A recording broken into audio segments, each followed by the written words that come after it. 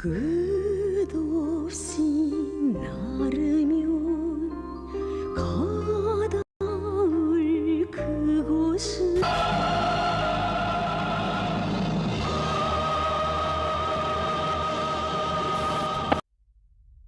저주와 개탄을 면치 못할 것입니다. 그럼 여러분들과의 이야기를 여기서 끝마치겠습니다. North Korea, perhaps one of the world's most brutal and mysterious regions. Over the past decades, the country has seen extreme famine, poverty, and a growing list of human rights violations, all at the hands of its brutal dictators. It's certainly not a place that many would like to live, but for its citizens, escape has become nearly impossible, as its border security has become the most stringent in the world. However, in April of 2014, a defector by the name of Lim Ji-hwan would manage to escape its boundaries, fleeing the country she had claimed to be hell on earth to start her new life in South Korea. But how could she have known that this would be where her true nightmare would begin? Lim Ji-hwan was born in April of 1990 during a peak of economic freefall in North Korea. Citizens were left to starve, living their lives in devastating levels of poverty.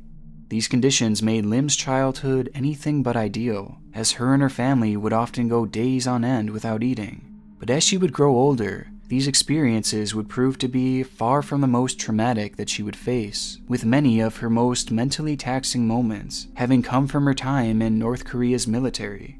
She would enlist at the age of 17, only to discover the disturbing levels of sexism that female soldiers would be subjected to on a daily basis. Male soldiers would be showered in praise and be given gifts for their loyalty, while the women would receive nothing. In fact, they would typically end up being punished as a result, as these gifts that the men would receive would come in the form of the female soldiers.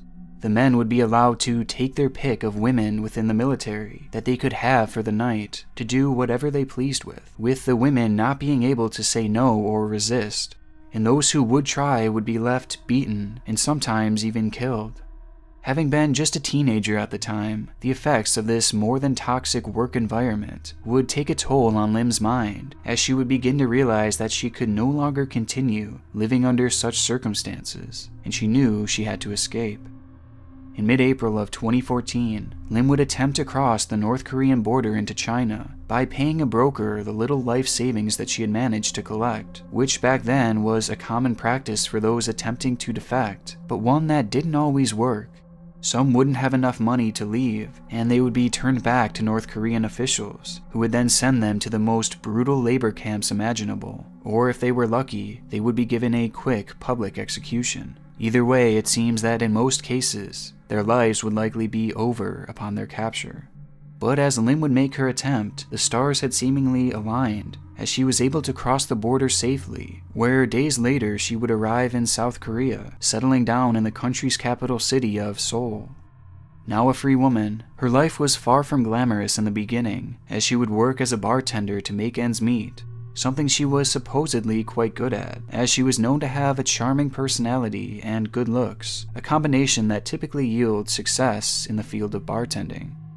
But though it was a rather quiet start to her new life, it was a far cry from the regime she had left behind, and her newfound freedom would give her opportunities that she could only have dreamed of years prior, with one of which being publicly discussing the atrocities of North Korea.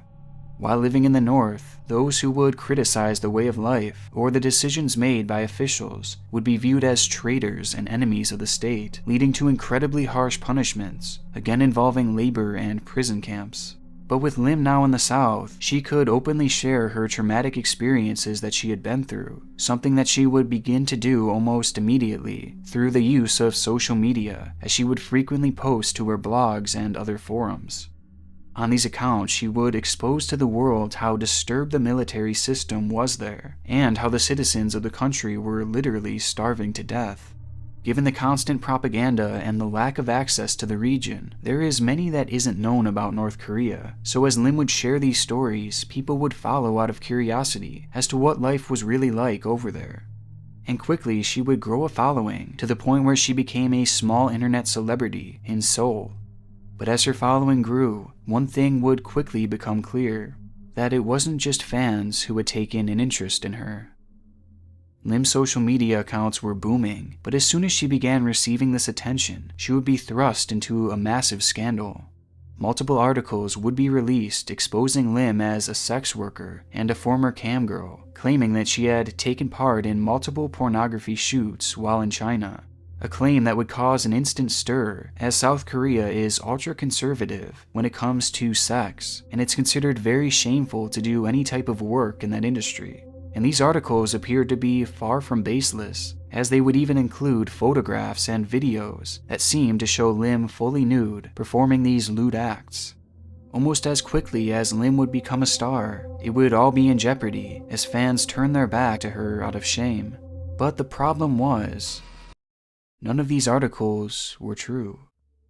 Instead, the images that were shown would feature a mix of Photoshop, along with other women being used that simply looked like Lim, and the articles would include information that could only be considered as blatant lies, as it was clear that whoever had made them were also behind the Photoshopped pictures. But that begs the question, why? Well, despite making major waves within Chinese and South Korean news outlets, neither of these regions would prove to be responsible for the fake articles, and instead they had come directly from North Korea. The nation is known for its intense propaganda within its borders, but in this case they had orchestrated a smear campaign against Lim in a completely different country. And it's not hard to understand why, as she had been openly exposing their many wrongdoings, and the fake news story would be the perfect way of discrediting her and ruining her public image. The incident would prove to affect Lim's public perception, but many would end up catching on to North Korea's deceitful ways, and Lim would end up continuing to grow her following during the next year. But now she was doing so, knowing that the evil she had left behind was watching her, and that she now had a target on her back. After the scandal would start to blow over, Lim would receive a huge break that came in the form of an appearance on a popular South Korean television show. The show would give Lim a larger platform to share her stories and would prove to be an incredible opportunity for her at the time.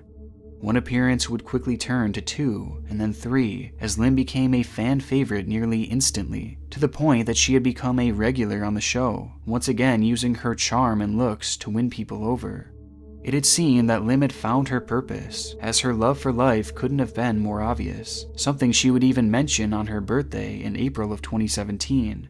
Having just turned 23, Lim would take to social media to say, "This is possibly the happiest birthday of my life. Thank you to all the fans who love me. You give me the courage to keep speaking out." Lim was on top of the world, and her life was at an all-time high. But this is something that wouldn't last long, as this post would prove to be one of the last that she would ever make. In the days following her birthday, Lim Ji-hwan would inexplicably vanish, leaving her once active social media accounts completely silent. Authorities would visit her home only to find everything left as it was.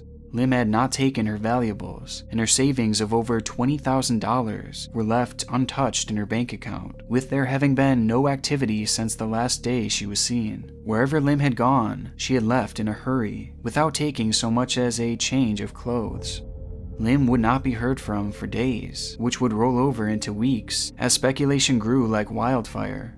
Some believed that Lim had been the victim of an attack or a kidnapping, likely at the hands of someone who had heard the vile news reports about her, unaware of the fact that they were actually fake.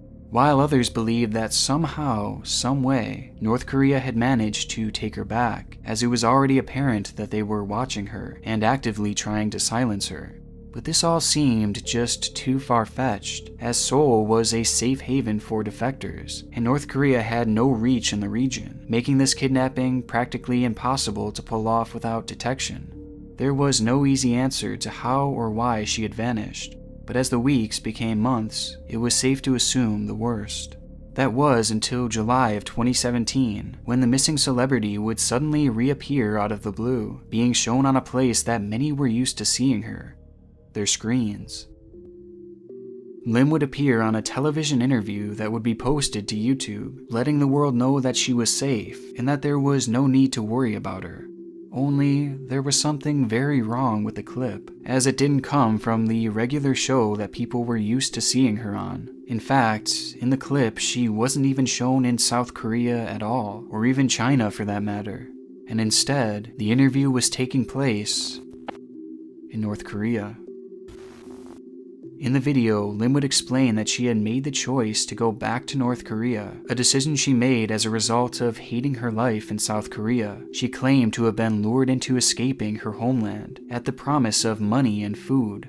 But when she got there, she described life as being hell, further stating that, "I wept every day missing my fatherland and my parents," also adding that South Korea had coerced her into saying all of those negative things about the North. She would continue by saying, "I committed a terrible crime. I am worthless. I do not deserve to live," before begging Kim Jong-un for forgiveness, as well as calling herself human trash.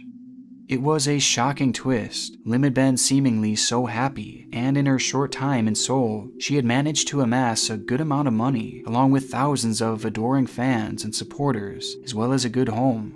Yet here she was, back in North Korea, telling the world how horrible her time was in South Korea. The interview was certainly strange, as nothing seemed to be adding up about her story, and along with this, fans would notice that her face appeared to have been swollen, her hair was cut short, and her eyes looked as if she had been crying. The bubbly and cheerful Lim had seemingly been reduced to a shell of herself. Plus, the idea of Lim returning to the North voluntarily was one that just didn't make any sense. As mentioned previously, those caught fleeing North Korea were subjected to brutal punishments, typically equating to a death sentence. Yet here we have Lim, who not only escaped, but also publicly put the whole country on blast for the whole world to see on numerous occasions. And we're supposed to believe that she had just went back on her own and didn't face any punishment. In reality, returning to North Korea was going to be a death sentence for Lim, and would likely mean years of the worst torture imaginable, and this is something that she would have known for certain going in. So realistically, it is more than unlikely that she would have returned voluntarily, and instead, it seemed that somehow, North Korea had managed to take her back. But how? Maybe Lim had gone to China in an attempt to smuggle her family members out of the country and was subsequently captured upon doing so, where she would have been returned to North Korea, something that China does quite regularly as the nations are allies. Or maybe Lim had been told that officials in North Korea were going to slaughter and torture her family as a result of her fleeing, and in order to stop them, she would sacrifice her life and return to the nation. Whatever case was true, the only certainty seemed to be that Lim's return to the North was forced. Upon her return, Lim would be used as a propaganda tool, spreading misinformation to citizens about the supposed horrors of living in South Korea, while also stating that she had not been kidnapped or coerced into returning. She'd also claimed that she was treated well, and that defectors can always safely return home. A note that is far from the truth, as those returning would almost certainly be killed. But just the idea of anyone falling for this and actually returning is honestly terrifying. Lim would be shown in 3 separate North Korean propaganda videos, and her deterioration throughout them is obvious, as she looks frail and withered by her final appearance. And from that moment on, she has not been heard from or seen again, leading many to believe that she was only kept alive as a means of spreading propaganda. And what they did with her from there is anyone's guess. How much torture did they put her through? How brutal was her death? And though we don't know for sure, I can only imagine how horrible it really was, as the way she had spoke against North Korea would have likely left her to face the most extreme punishments imaginable.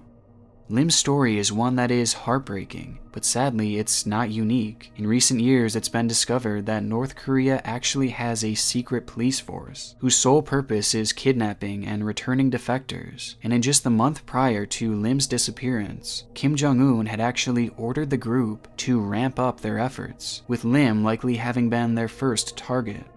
To this day, defectors will vanish without a trace now and then, with many never being heard from again, making it a constant reminder to those who escape the clutches of North Korea that you are never truly safe.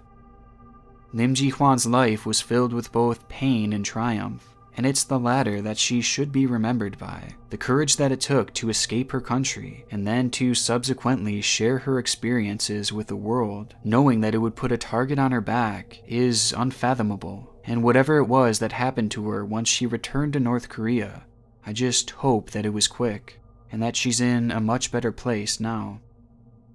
I want to give a huge thank